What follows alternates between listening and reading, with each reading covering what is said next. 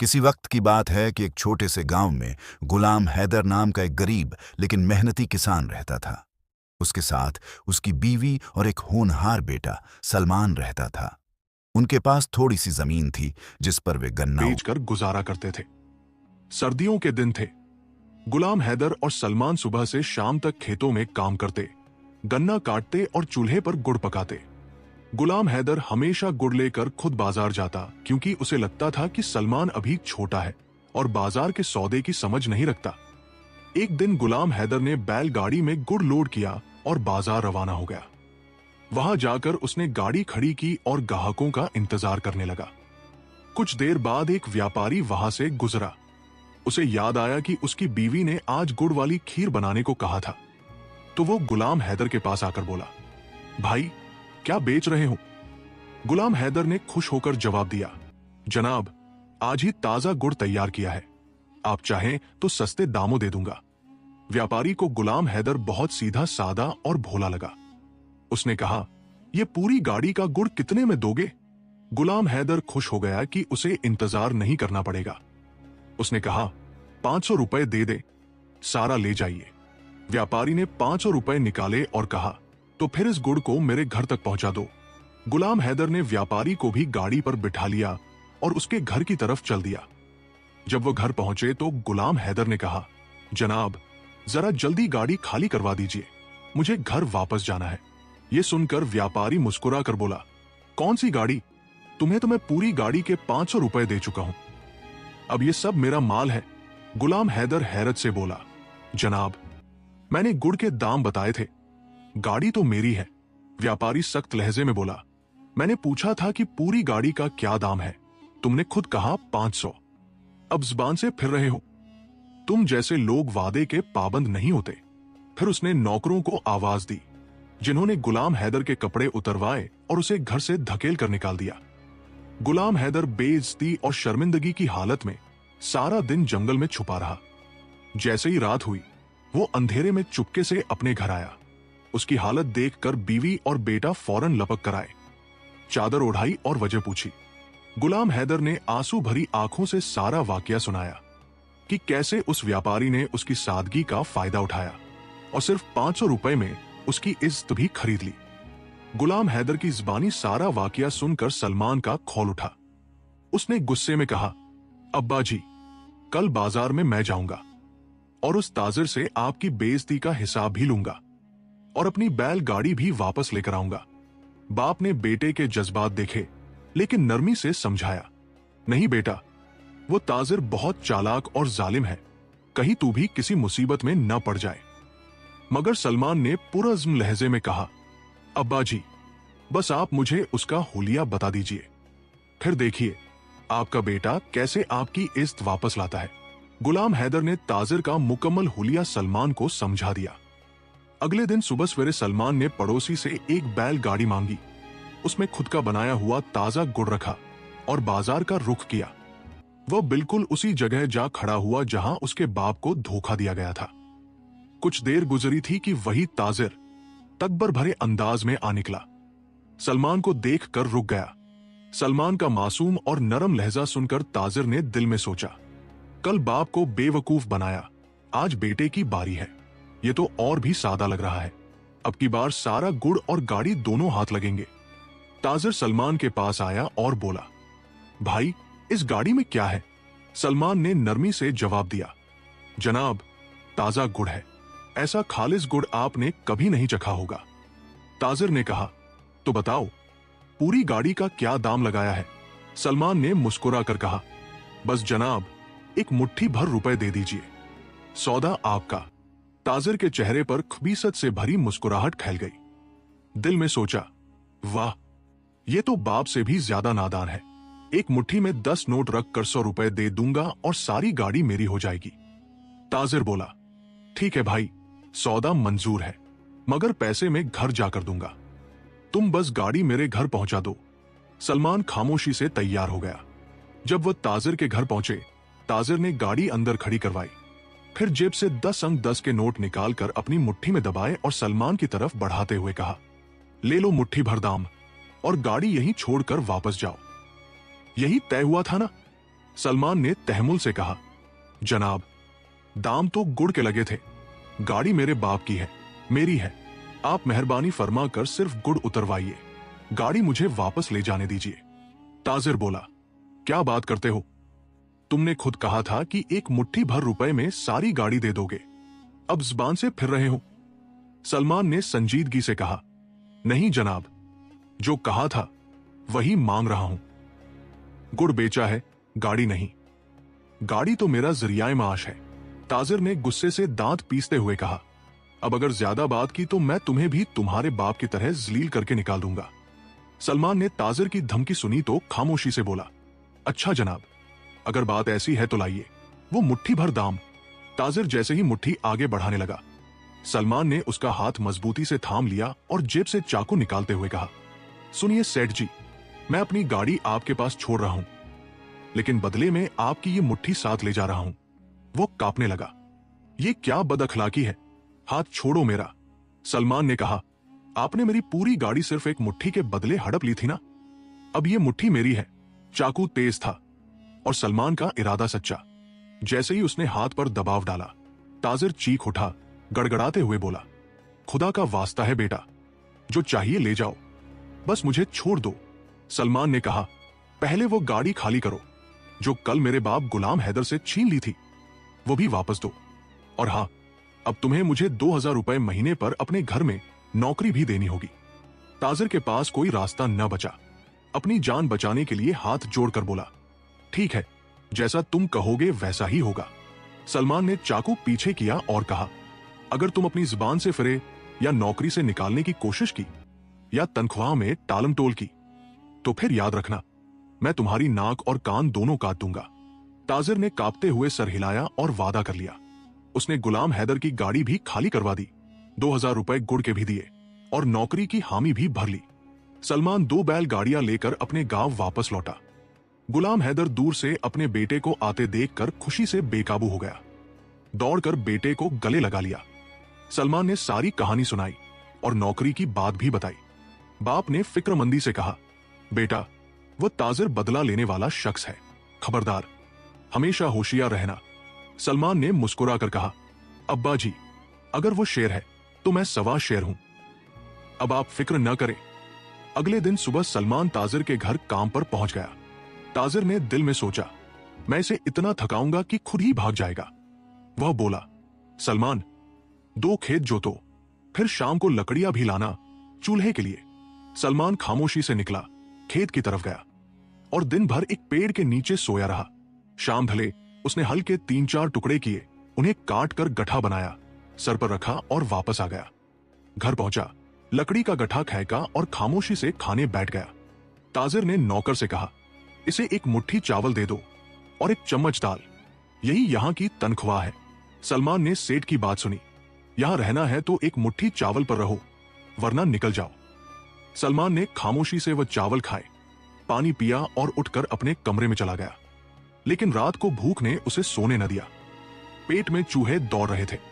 कुछ देर करवटें बदलता रहा, फिर उठा और बाहर सहन में वाकी गाय के बाड़े की तरफ चला गया। वहां जाकर देखा कि एक छोटा सा बछड़ा रस्सी से बंधा हुआ है। सलमान ने चुपके से बछड़े की रस्सी खोली। बछड़ा फौरन अपनी मां के नीचे जाकर दूध पीने लगा। जैसे ही बछड़े ने मुंह लगाया, गाय के थन में दूध आ गया। सलमान ने मौका गनीमत जाना, बछड़े को दोबारा बांधा और सारा दूध खुद पी गया। पेट भरने के बाद उसने सुकून की नींद सोई। अगली सुबह जब ताजिर दूध निकालने गया तो थन बिल्कुल खाली थे। वो हैरान रह गया। अभी वह गाय के करीब झुका ही था कि गाय ने जोर की लात मारी और वह पीछे जा गिरा।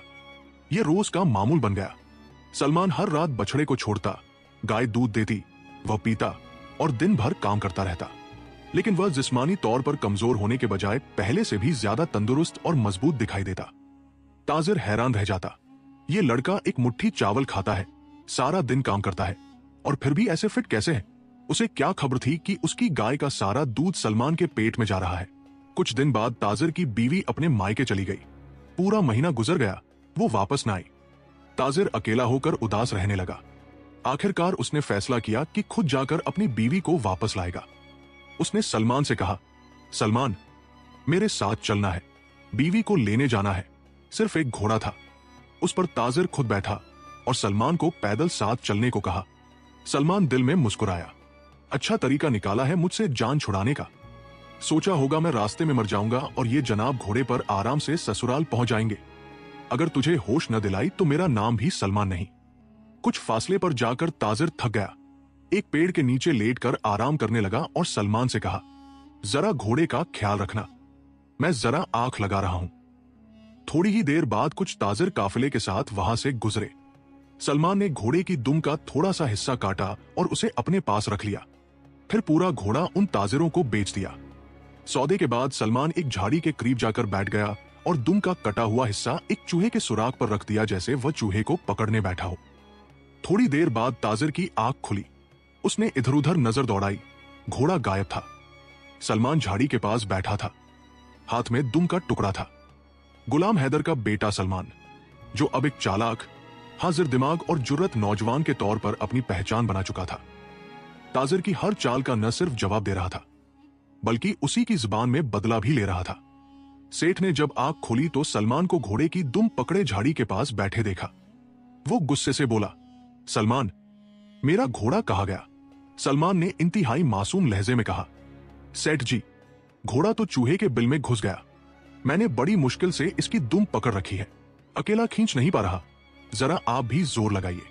ताजिर गुस्से में आ गया और जैसे ही उसने दुम खींची, दुम उसके हाथ में रह गई। ये क्या मजाक है? सेठ चिल्लाया। सलमान ने निहायत संजीदगी से कहा, सेठ जी, आपने खुद कहा था अगर जाना है तो मेरे नाक कान काट कर जाओ। तो आप ही बताइए, दुम तो मेरे साथ रह गई, अब घोड़ा नहीं रहा। सेठ कुछ न कह सका। मजबूरी में उसे सलमान को फिर साथ लेकर आगे बढ़ना पड़ा। रास्ते में एक और बाजार आया। सेठ ने वहां से दूसरा घोड़ा खरीदा, इस बार काला घोड़ा। वो दोनों आगे बढ़ने लगे। रास्ते में पड़ाव डाला गया। सेठ ने पेट भरकर खाना खाया और सलमान से कहा, यह घोड़ा खास है, इसे खूब रगड़कर नहलाओ, सारी मैल छीलनी चाहिए। सलमान ने बाजार जाकर वो घोड़ा भी बेच दिया और इस बार एक खूबसूरत सफेद खरगोश ले आया। जब सेठ की आंख खुली तो सलमान खरगोश लिए बैठा था। सलमान, घोड़ा कहाँ है? सलमान ने बड़ी सादगी से कहा, सेठ जी, आपने कहा था रगड़ रगड़ के नहलाओ। मैंने इतना रगड़ा कि घोड़े का काला रंग उतर गया। अब देखिए, यह बिल्कुल सफेद हो गया और इतना रगड़ा कि वह सिकुड़ कर यह खरगोश रह गया। सेठ ने दांत पीसे मगर अब वो कुछ कर भी न सका। अब दोनों पैदल चलने पर मजबूर हो गए। ससुराल करीब आ गया था मगर सेठ भूख से निढाल हो चुका था। सारी रकम घोड़ों पर खर्च हो चुकी थी और खाने पीने का सामान भी खत्म हो चुका था। सेठ एक पेड़ के नीचे बैठा और सलमान से कहा, सलमान, जा मेरे ससुराल इत्तिला दे आ कि मेरा दामाद आ रहा है। वो लोग खुश होकर मेरे लिए खाने पीने का इंतजाम करेंगे। सलमान रवाना हुआ और जैसे ही वो सेठ के ससुराल पहुंचा, सेठ की सास ने फिक्रमंदी से पूछा, बेटा, हमारे दामाद जी खैरियत से तो हैं? सलमान ने संजीदगी से जवाब दिया, नहीं माई, वक्त ठीक नहीं है, दामाद जी को सख्त पेट की खराबी हो गई है। सलमान की हाजिर दिमागी और दानाई ने गुलाम हैदर के दुख का बदला इस शान से लिया कि न सिर्फ बाप का मान बुलंद हुआ बल्कि वो जालिम सेठ जो पहले गुलाम हैदर को बेइज्जत करके निकाल चुका था, अब उसी के बेटे का मोहताज बन गया। सलमान को जब सेठ के साथ ससुराल जाना पड़ा तो रास्ते भर सेठ ने उसे सताने का कोई मौका न छोड़ा, मगर सलमान ने हर बार अक्ल, सब्र और हाजिर दिमागी से उसे नाकाम कर दिया। वो कभी घोड़ा बेचकर उसकी दुम चूहे के बिल में फंसाकर बहाना बनाता तो कभी खच्चर के बदले खरगोश लाकर सेठ को घमा देता। लेकिन सेठ कुछ न कर सकता क्योंकि उसने गुलाम हैदर के साथ जो किया था उसका कफारा तो अब अदा करना ही था। जब दोनों ससुराल पहुंचे तो सलमान ने वहां भी चालाकी दिखाई। सेठ के नाम पर खिचड़ी और अपने लिए खीर, पूरी, हलवा और रायता तैयार करवा लिए। सेठ को गुस्सा तो बहुत आया मगर बोल कुछ न सका क्योंकि अपना किया कभी माफ नहीं करता। रात को दोनों की चारपाइयां छत पर लग गई। सलमान मजे से खर्राटे मारकर सो गया और सेठ भूखा करवटे बदलता रहा। जब सेठ ने सलमान को जगा कर कहा, यार, तूने तो खीर पूरी खाकर खर्राटे ले लिए, मैं यहां भूखा प्यासा मरा जा रहा हूं, तो सलमान ने चुपके से एक तरकीब सोची। छत में पुराना धमला था, यानी एक सुराख जो पहले जमाने में गेहूं या मक्की नीचे गिराने के लिए इस्तेमाल होता था। सलमान ने सेठ की कमर में रस्सी बांधी और कहा, सेठ जी, नीचे रसोई में खाने पड़े हैं, आप जाइए, खा लीजिए, और जब पेट भर जाए तो रस्सी हिलाकर मुझे जगा दीजिए, मैं आपको ऊपर खींच लूंगा। सेठ बेहद खुश हुआ, फौरन नीचे उतर गया और हलवा पूरी पर ऐसे टूट पड़ा जैसे बरसों से भूखा हो। खा पी कर जब पेट भरा तो सेठ ने रस्सी को हिलाकर आहिस्ता आवाज दी, सलमान, अब मुझे ऊपर खींच लो। जब गुलाम हैदर का बेटा सलमान सेठ करीमुद्दीन के साथ ससुराल पहुंचा तो उसने एक एक करके अपनी दानाई, अक्ल और हाजिर दिमागी से वो सब सबक सिखाए जो बरसों पहले सेठ ने गुलाम हैदर को जलील करके भुला दिए थे। रात को सलमान ने चालाकी से सेठ को रस्सी बांधकर धमला के जरिए रसोई में उतार दिया ताकि वह जाकर पेट भरकर खा ले, मगर फिर खुद सलमान खर्राटे लेते लेते गहरी नींद में चला गया। अब नीचे सेठ खा पी कर तैयार बैठा था, आहिस्ता आहिस्ता आवाजें दे रहा था, सलमान, अरे सलमान, खींच खींच, मुझे ऊपर खींच। मगर सलमान बेखबर था। इधर सेठ की सास पानी पीने आई, दरवाजे के पास आई तो अंदर से आवाजें सुनी, खींच खींच, जल्दी खींच। बेचारी घबरा गई, भागकर खाविन को जगाया, अरे जी, रसोई में कोई जिन या भूत आ गया है जो बार बार कह रहा है खींच खींच। बूढ़े ससुर ने फौरन बेटे, दामाद और हमसाए जमा किए और सब रसोई के दरवाजे पर कान लगाए खड़े हो गए। अंदर से आवाजें आ रही थी। तब तक सलमान जाग गया, जल्दी से रस्सी खींचकर सेठ को ऊपर खींच लिया। जब तक दरवाजा खोला गया, सेठ वापस छत पर पहुंच चुका था। नीचे रसोई खाली देखकर सब हैरान होकर अपने कमरों में वापस चले गए। लेकिन किस्मत तो कुछ और लिख चुकी थी। आखिरी जिल्लत, सेठ और वो हांडी। रात के आखिरी पहर सेठ के पेट में दर्द शुरू हो गया। उसने सलमान को झिंझोड़ा, उठ, मेरे साथ खेतों तक चल, बहुत जोर का पेट खराब है। सलमान आधी नींद में बोला, सेठ जी, बाहर जाने की क्या जरूरत है, यहां पास एक मिट्टी की हांडी रखी है, उसमें ही काम निपटा लीजिए, सुबह मैं चुपके से ले जाकर फेंक आऊंगा। अब भला सेठ करे तो क्या, मजबूरी थी। हांडी में ही फारिग हो गया। सुबह जल्दी आंख खुली तो सेठ ने सलमान को जगाया, उठ जल्दी, ये हांडी बाहर फेंका, वरना लोग देख लेंगे तो मेरी इज्जत खाक में मिल जाएगी। मगर सलमान तो खर्राटे मार रहा था। सेठ ने खूब झिंझोड़ा मगर कोई फायदा न हुआ। अब इज्जत का सवाल था। सेठ ने चादर ओढ़ी, हांडी को सिर पर रखा और दबे कदम सीढ़ियां उतरने लगा। जैसे ही आंगन में पहुंचा, क्या देखता है, ससुर भैंसों को चारा डाल रहा है। सेठ नजरें चुराकर जल्दी से दरवाजे की तरफ बढ़ा, मगर सलमान की आखिरी चाल, ये सब सलमान छत से देख रहा था। मौका गनीमत जाना। जल्दी से करीब रखी एक लकड़ी की मोटी लाठी उठाई, दबे पांव नीचे उतरा और पीछे से सेठ पर हमला आवर होने के लिए तैयार हो गया। जैसे ही सेठ चादर ओढ़कर सिर पर हांडी रखे जंगल की तरफ जा रहा था ताकि अपनी इज्जत बचा सके, सलमान ने फौरन पूरे गांव में शोर मचा दिया, चोर चोर, अरे देखो, सिर पर हांडी लेकर चादर ओढ़े जा रहा है चोर।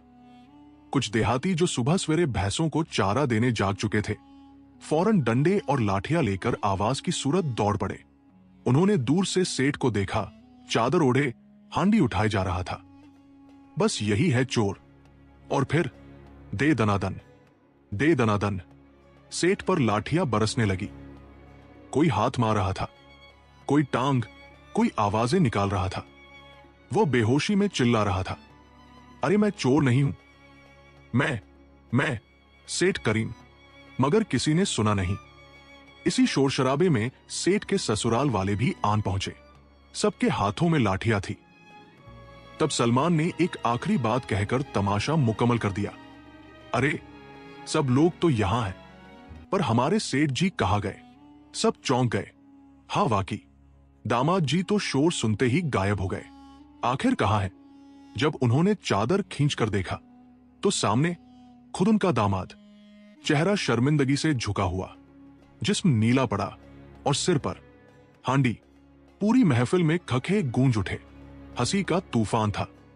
सेठ शर्म से पानी पानी हो चुका था।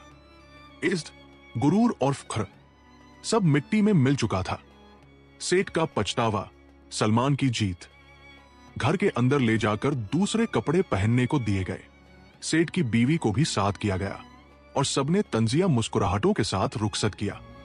जब वह घर पहुंचा तो सलमान ने आहिस्ता से कहा, सेठ जी, जो आपकी हांडी पर पहली लाठी पड़ी थी वो मैंने मारी थी, और जो चोर चोर चिल्लाया था वो भी मैं ही था। सेठ के कदम जैसे जमीन में धंस गए, आंसू आंखों में थे। उसने डरी हुई आवाज में कहा, सलमान, ये तूने क्यों किया? तुझे इससे क्या मिला? सलमान ने नरमी और अज़्म से जवाब दिया, मुझे वही मिला जो आपने मेरे बूढ़े वालिद गुलाम हैदर को नंगा करके जंगल में छोड़कर हासिल किया था। ये उस जिल्लत का बदला था। सेठ की गर्दन झुक गई। सलमान, मुझे माफ कर दे, खुदा के लिए अब तो मेरा पीछा छोड़ दे। सलमान ने संजीदगी से कहा, इतनी आसानी से पीछा नहीं छूटेगा सेठ जी। मेरा आपसे वादा था कि जब आप मुझे नौकरी से निकालेंगे अपने नाक कान काटकर मेरे हाथ में रखेंगे। सेठ हाथ जोड़कर गड़गड़ाकर रोने लगा। सलमान, नाक कान छोड़, जो मांगेगा दूंगा, बस मेरी इज्जत बख्श दे। सलमान ने आखिरी शर्त रखी, वादा करो कि आज के बाद किसी भी गरीब को धोखा नहीं दोगे, किसी का मजाक नहीं उड़ाओगे, और अभी के अभी मेरे हाथ पर 500 रुपए रख दो। सेठ ने फौरन वादा किया। 500 रुपए सलमान के हाथ पर रखे और अपने किए पर पछतावे के साथ सर झुकाए खामोश होकर बैठ गया। आखिर में सलमान वापस अपने घर चला गया। सेठ करीमुद्दीन ने सच में जिंदगी भर का सबक सीख लिया। अब वो न किसी को धोखा देता, न गरीब का मजाक उड़ाता। दिल से तौबा की और गुलाम हैदर के बेटे से माफी मांगी। सबक, जिसने मां बाप का दिल दुखाया वो जिंदगी में कभी सुकून न पा सका। जो गरीब को जलील करे अल्लाह उसे दुनिया में ही रुसवा कर देता है, और जो सब्र करे अल्लाह उसे इज्जत, अक्ल और मौका दोनों देता है।